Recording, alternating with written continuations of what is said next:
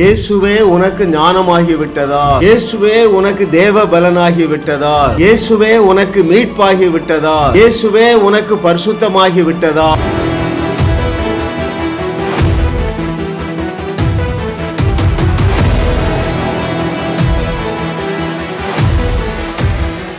தேவன் நமக்கு கிருபையாக தந்த அவருடைய ஞானத்தின் ஆழங்கள் 1000 என்கிற தலைப்பில் 157வது செய்தி, அவன் அதை அறிந்திராவிடில். 2/5 மிக முக்கியமான சத்தியத்தை ஆவியானவர் நமக்கு லகுவாக கற்றுத்தரப்போகிறார். பாருங்கள், யாக்கோபு ஒரு நிஜத்தை அறிந்திராவிடில், if he knew not Jacob, அவன் யாரு? எத்தன். ஆனா அவனுக்கு இருந்த ஒரு நாலேஜ் எனக்கு ரொம்ப அதிர்ச்சியா இருக்குங்க. அதைத்தான் நாம் இன்றைக்கு கற்றுக்கொள்ள போகிறோம். அவனுக்கு அந்த நாலேஜ் இல்லைன்னா என்ன நடந்திருக்கு தெரியுமா? வீட்டு மாப்பிள்ளையா இருந்தாயே செத்து போயிருப்பான். எத்தனை பேர் கவனிக்கிறீங்க? யாரு? அந்த யாக்கோபு. லாபான் பாருங்க, அவன் எத்தனுக்கு எத்தன் மருமகனுடைய சம்பளத்தை 10 முறை ஏமாத்திட்டான். ஆனா இவன் எத்தனுக்கு எத்தனா இருக்கான் பாருங்க. அந்த அறிவு எனக்கு ஆச்சரியமா இருக்கு அருமையானவர்களே. வஞ்சிக்கிற லாபான் இடத்திலிருந்து 2 ஆடுகள் கூட பெற்றுக்கொள்ள முடியாதுங்க. ஆனால் 2 பரிவாரங்களை பெற்றுக்கொள்ளுகிறான். அவன் அதில் உள்ள ஒரு ரகசியத்தை அறிந்திருந்தான். எனவேதான் தேவனால் எத்தனை ஆசீர்வதிக்க முடிஞ்சதுங்க. வாசிப்போமா? எப்படி அந்த எத்தன் 2 பரிவாரங்களை பெற்றான் என்றால், he believed the supernatural provision of the Lord. இயற்கைக்கு அப்பாற்பட்ட விதத்திலே தேவன் தன்னை ஆசீர்வதிப்பார் என்று சொல்லி எத்தனாலே விசுவாசிக்க முடிந்தது என்றால், நீ தேவனுடைய பிள்ளையாக இருக்கிறாய். இயேசு கிறிஸ்துங்கிற நாமம் உனக்கு இருக்கு. அவருடைய இரத்தத்தினாலே கழுவப்பட்டு நீ நீதிமானாக்கப்பட்டு இருக்கிறாய், பரிசுத்தவானாக்கப்பட்டு இருக்கிறாய், பரிபூர்ணமாக்கப்பட்டு இருக்கிறாயே. நீ எவ்வளவு பெரிய அற்புதங்களை தேவனிடத்திலிருந்து எதிர்பார்க்க வேண்டும். அவனுடைய மாமனார் இடத்துல என்ன செய்யறான்? ஒரு அக்ரிமெண்ட்டுக்கு வரான். என்ன அக்ரிமெண்ட்? இத்தனை முறை 10 முறை என்ன சம்பளத்தை ஏமாத்திட்டீங்க, நான் எவ்வளோ நாள் உங்களுக்கு அடிமையாக இருப்பேன், நான் வந்த பிறகுதான் நீ கோடீஸ்வரன் ஆயிருக்கா, நான் சம்பளம் கேட்டாலும் நீ தரமாட்டுக்கா. ஆகவே நமக்குள்ள ஒரு போட்டி. என்ன பந்தயம்? கொளுத்த ஆடுகள் வரி வரியாக போடுகிற குட்டிகள் எல்லாம் எனக்கு, வரி இல்லாத குட்டிகள் எல்லாம் உனக்கு அப்படின்னு போட்ட உடனே லாபான் ஏமாந்து போயிடுறான். இவன் ஏமாற்றுக்காரன் தானே, அண்ணனையே ஏமாத்தினவன் தானே. ஆனா இந்த ஏமாத்துக்காரனுக்கு எப்படி இந்த அறிவு இருந்தது? ரொம்ப ஆச்சரியமா இருக்கு பாருங்க. குட்டிகள் வரி வரியா போடுவதற்கு மரக்கிளையை பறித்து வரி வரியா அந்த பட்டையை விரிச்சு அந்த பட்டையை உரித்து பொலியிற இடத்துல போட்டா போதும், அது போடுகிற குட்டியெல்லாம் வரி வரியா பிறக்கும் என்று இந்த யாக்கோபுக்கு ஒரு சூப்பர் நேச்சுரல் ப்ரொவிஷனை குறித்து அவனுக்கு அறிவு இருந்தால், நான் கர்த்தரை நம்பி ஒரு பைத்தியகாரத்தனமா ஒரு கிரியை செய்ய போறேன், இது என்ன செய்யும்? இதுல பொலியிற ஆடுகள் எல்லாமே வரி வரியாகத்தான் குட்டி போடும் என்கிற நாலேஜ் இருந்தது பாருங்க. இந்த நாலேஜ் அவனுக்கு இல்லைன்னு வைங்களேன், கடைசி வரைக்கும் லாபான்ட்டு இருந்து அவன் தப்பிக்கவே முடியாது. தப்பிச்சாலும் வெறுங்கையா தான் வந்திருக்கணும். ஆனால் ஆயிரக்கணக்கான மிருக ஜீவன்களோடு வந்தான். அதை நான் உங்களுக்கு வாசிக்கிறேன். The book of Genesis chapter 30 verses from 41. பலத்த ஆடுகள் பொழியும் போது அந்த கொப்புகளுக்கு எதிரே பொழியும்படி யாக்கோபு அவைகளை அந்த ஆடுகளின் கண்களுக்கு முன்பதாக கால்வாய்களிலே போட்டு வைப்பான். பலவீனமான ஆடுகள் பொழியும் போது அவைகளை போடாமல் இருப்பான். இதனால் பலவீனமானவைகள் லாபானையும் பலமுள்ளவைகள் யாக்கோபையும் சேர்ந்தன. 43வது வசனம், இவ்விதமாய் இந்த புருஷன் மிகவும் விருத்தி அடைந்தான். திரளான ஆடுகளும் வேலைக்காரிகளும் வேலைக்காரரும் ஒட்டகங்களும் கழுதைகளும் உடையவனானான். எவ்விதமாக? சூப்பர் நேச்சுரலா. பாருங்கள், அவனுக்கு தேவன் இந்த ஞானத்தை தான் கொடுத்திருந்தார். எந்த ஞானத்தை? எப்பா, நீ விசுவாசத்தில் ஒரு கிரியை செய்ய, நான் சூப்பர் நேச்சுரலாக உன்னை பெருக பண்ணுகிறேன் என்று ஒரு அறிவு இருந்துங்க. உனக்கு எனக்கு என்ன தெரியுமா? தேவன் அறிவு தரல, அவரே அறிவாயிட்டாரு. அவரே ஞானமாகிவிட்டார். 1 கொரிந்தியர் 1:24 பல முறை நம்ம தியானிச்சிருக்கிறோம் பாருங்க. கிரேக்கர் ஆனாலும், யூதர் ஆனாலும், தமிழர்கள் ஆனாலும், தெலுங்கர்கள் ஆனாலும், எவர்கள் அழைக்கப்பட்டு இருக்கிறார்களோ அவர்களுக்கு இயேசுவே தேவ பலனாகிவிட்டார், இயேசுவே தேவ ஞானமாகிவிட்டார். ஐயா, இப்படிப்பட்ட அற்புதங்களை செய்யக்கூடிய ஞானத்தினால் நீ நிரப்பப்பட்டு இருக்கிறாய். இந்த உண்மையை நீ அறிந்து கொள் மகனே, மகளே.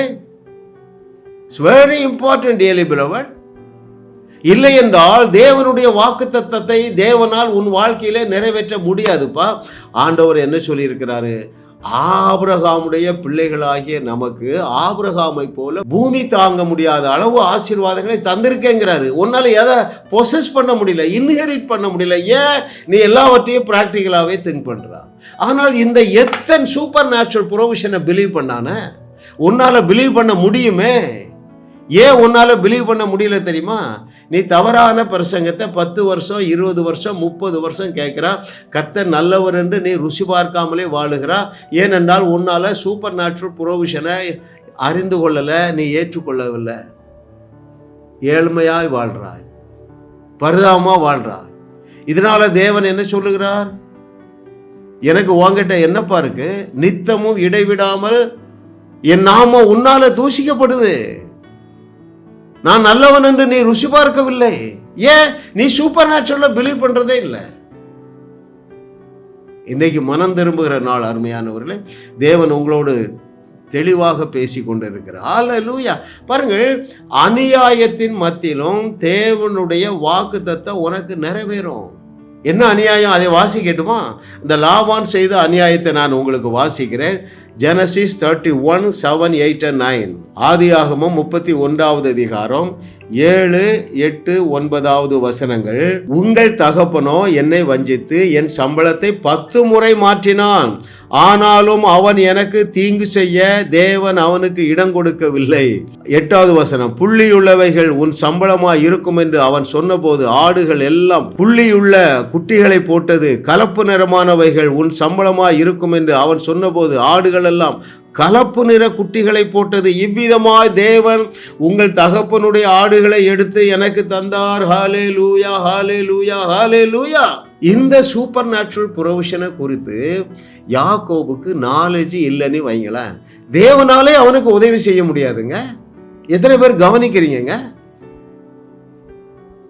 It's very important truth dearly beloved. ஐயா, உங்க ஆசீர்வாத தலையெழுத்தை எவருமே மாற்ற முடியாதுங்க. எந்த சூழ்நிலையும் மாற்ற முடியாது. ஒரு வசனம் உங்களுக்கு வாசிக்கிறேன். நம்பர்ஸ் 23:20. எண்ணாகமம் 23வது அதிகாரம் 20வது வசனம். இதோ ஆசீர்வதிக்க கட்டளை பெற்றேன், அவர் ஆசீர்வதிக்கிறார், அதை நான் திருப்பக்கூடாது. 21வது வசனம். அவர் யாக்கோபிலே அக்கிரமத்தை காண்கிறதும் இல்லை, இஸ்ரவேலிலே குற்றம் பார்க்கிறதும் இல்லை. அவருடைய தேவனாகிய கர்த்தர் அவர்களோட இருக்கிறார். ராஜாவின் ஜெய கம்பீரம் அவர்களுக்கு உள்ளே இருக்கிறது. அதாவது தேவாதி தேவனுடைய வெற்றி உனக்கு உள்ளே இருக்குது மகனே, மகளே. தேவாதி தேவனுடைய பூமி தாங்க முடியாத ஆசீர்வாதம் உனக்கு உள்ளே இருக்கிறது. நீ 2 காரியம் செய்யணும். ஒன்று, விசுவாசிக்கணும். எதை? சூப்பர் நேச்சுரல் ப்ரொவிஷனை நீ விசுவாசிக்கணும். 2வது, பைத்தியக்காரத்தனமாக ஏதாவது ஒரு கிரியை செய்யணும். எத்தனைக்கு எந்த அறிவு இருந்ததுங்க? எனக்கு ஆச்சரியமா இருக்குங்க. ஆதியாகம புஸ்தகத்தில் அநேக அற்புதங்கள் நடந்ததாக சரித்திரம் சொல்லவில்லை. ஆனால் யாத்திராகமத்தில், அது பிறகு வருகிற புஸ்தகங்களில், 4 சுவிசேஷ புஸ்தகங்களில், அப்போஸ்தலர் நடபடிகளில் அற்புதம் அற்புதம் அற்புதம் அத்தனையே எழுதி ஆவியான ஒரு உன் கையில் தந்துட்டு நீயும் அற்புதம் செய்ய மாட்டாயா என்று உன்னை எதிர்பார்த்து இருக்கிறார். இன்னைக்கு மனம் திரும்புங்க. அற்புதம் செய்யாமல் இருக்க மாட்டேன் என்று ஒரு தீர்மானம் எடுங்கள்.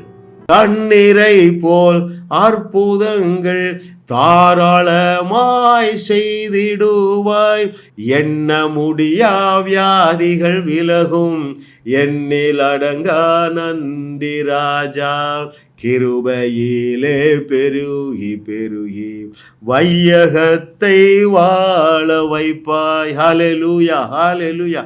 எண்ணற்ற அற்புதங்கள். நான் பெருமைக்காக சொல்லவில்லை. ஒவ்வொரு மாதமும் இந்த தொலைபேசி மூலமாக 200 300 அற்புதங்களை என்னை கொண்டு தேவன் செய்கிறாருங்க. ஆனால் என்னை போல இந்த எத்தனை போல ஒரு நபரை எதிர்பார்க்கிறார். நீயும் அந்த நபராகத்தான் இருக்கிறார். தேவன் உன்னிடத்துல இதை தெளிவாக பேசுவதற்கு காரணமே, நீ இந்த நாளிலிருந்து பயங்கரமான அற்புதங்களை செய்து அவருடைய வார்த்தையை உறுதி செய்து அவருடைய ராஜ்யத்தை இந்த பூமியில எஸ்டாப்ளிஷ் பண்ணுவாய் என்று கர்த்தர் சொல்லுகிறார். ஆமென், ஹல்லேலூயா. இந்த அறிவு எந்த அளவுக்கு போயிட்டு பாருங்க. கடைசியாக சொல்லி முடிக்கிறேன். கிரியை இல்லாத விசுவாசம் செத்தது.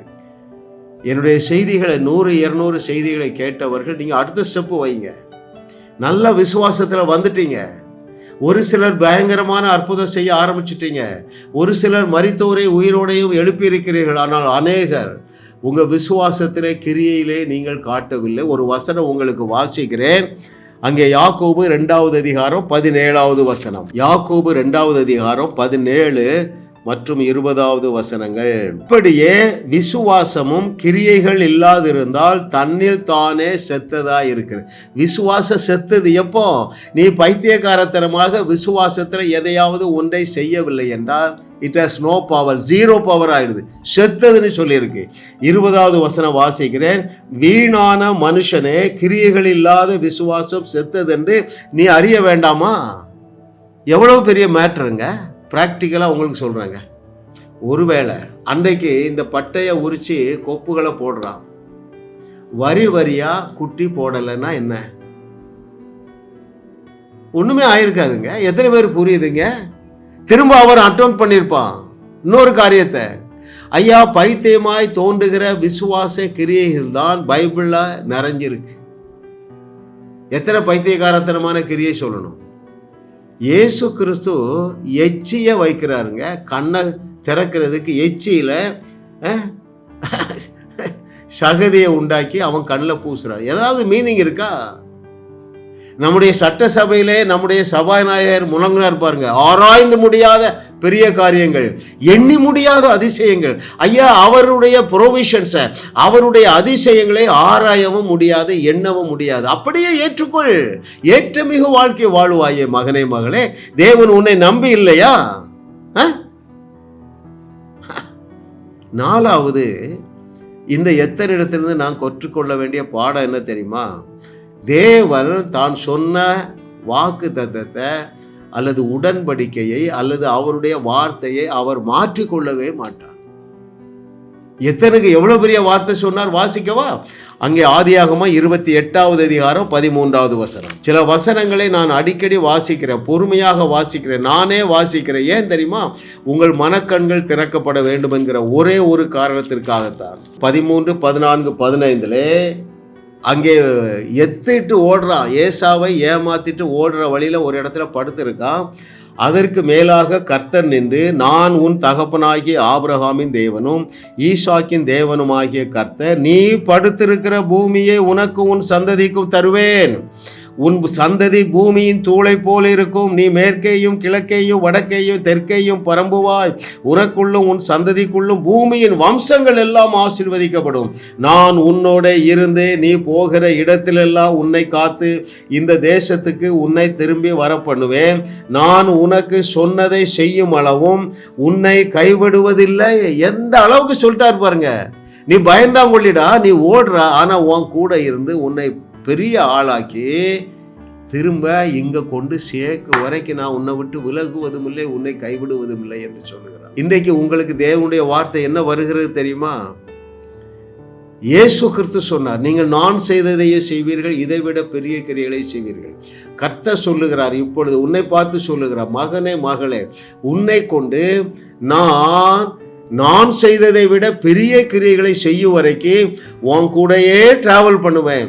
அதை செய்து நிறைவேற்றும் வரைக்கும் உன்னை விட்டு விலகுவதும் இல்லை, உன்னை கைவிடுவதும் இல்லை. ஜாஸ் மினிஸ்ட்ரி செய்திகள் மூலமாக நீங்கள் ஆசீர்வதிக்கப்பட்டிருக்கிறீர்கள். நீங்கள் இந்த ஊழியத்தோடு கைகோர்க்கும்படியாக உங்களை அழைக்கிறோம். நீங்கள் காணிக்கை விதைக்கக்கூடிய நல்ல நிலமாக ஜாஸ் மினிஸ்ட்ரிஸ் இருக்கிறது. விசுவாசத்தோடு உற்சாகமாக பெருக விதையுங்கள். தேவன் உங்களை 1000 மடங்கு பெருக செய்வார்.